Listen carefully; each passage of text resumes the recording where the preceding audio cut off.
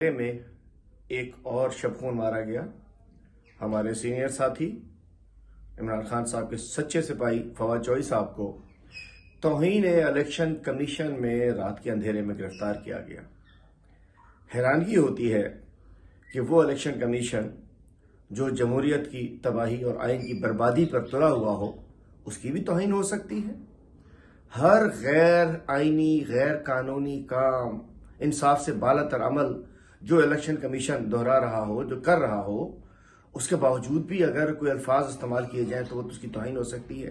Election commission نے جس انداز سے سپریم کورٹ کے احکامات کی توہین کر دی ہے، اس کے باوجود بھی چند کوئی لفظ کہنے سے الیکشن کمیشن کی توہین ہو سکتی ہے۔